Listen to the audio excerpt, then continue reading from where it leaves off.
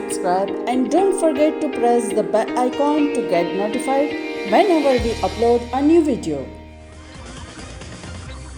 Mukesh ji, PPF को लेकर के हर बार कई तरह के सवाल आते हैं, खासतौर से सीनियर सिटीजन हो या फिर जो थोड़े सेफ इन्वेस्टमेंट करना चाहते हैं, तो उनका कहना होता है कि क्या ऐसा कोई तरीका है क्या कि पीपीएफ में पैसा डालें और उस पर ब्याज और टैक्स जो छूट मिलती है वो ताउम्र यानी पूरी जिंदगी हमको मिलती रहे। ऐसा करने के लिए क्या करना होगा? बिल्कुल लक्ष्मण जी, जैसे एक हमारे में कहावत है कि डायमंड्स आर फॉरएवर, मैं ये हमेशा कहता हूं कि पीपीएफ इज फॉरएवर। मैं मेरे ही फैमिली की बात बताऊं तो मेरे पिताजी 97 इयर्स की एज तक वो रहे और उनकी डेथ तक उनका पीपीएफ का अकाउंट चालू रहा बिना कोई दिक्कत। माना पीपीएफ में आपको ध्यान में ये रखना है कि जब आप उसको खोलते हैं तो सबसे पहला जो टाइम लिमिट या जो साइकिल है वो 15 साल का होता है, 15 इयर्स। उसके बाद वो 5-5 साल के साइकिल में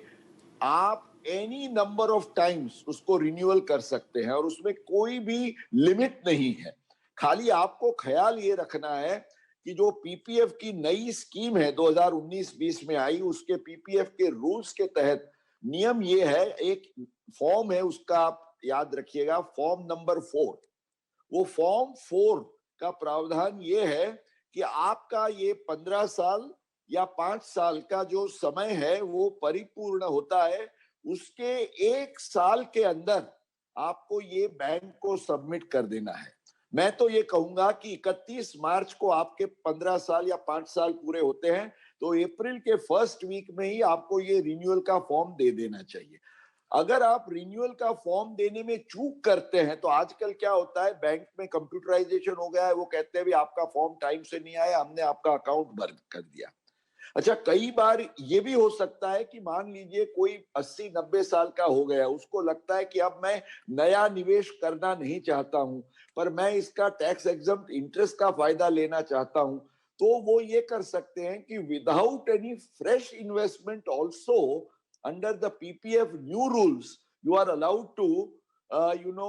keep your account, आप उसको कंटिन्यू कर सकते हैं और उसका ब्याज जो है वो कमा सकते हैं। माना आपको ईटीसी की या निवेश करने की सुविधा नहीं चाहिए पर आप ब्याज कमाते रहिए until your death, आपके नॉमिनीज को पैसे मिलेंगे टैक्स फ्री। इसमें मुकेश जी एक चीज पूछना चाह रहा था, आपने कहा कि हर 5 साल बाद 15 इयर्स के बाद हर 5 साल बाद आपको रिन्यूअल कराना होगा, और मान लिया हमें उस 5 साल के पूरा होने से पहले ही हमें पैसे निकालने की जरूरत पड़ गई, तो क्या हमें कोई पेनल्टी देनी पड़ेगी निकालने में? पेनल्टी तो नहीं है, टैक्स छूट भी वापस करने का सवाल नहीं है। एक तो पहले तो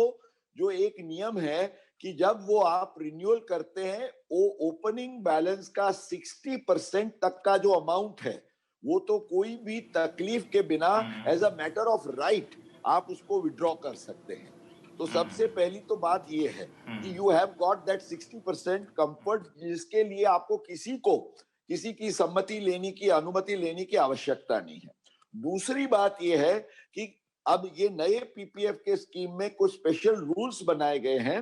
कि जहां कोई मान लीजिए नॉन रेजिडेंट हो जाता है, एनआरआई हो जाता है, विदेश चला जाता है, किसी को अपने हेल्थ के ग्राउंड पर ये उठाना है, तो there are a set of rules कि जिसके तहत आप उसको एप्लीकेशन करके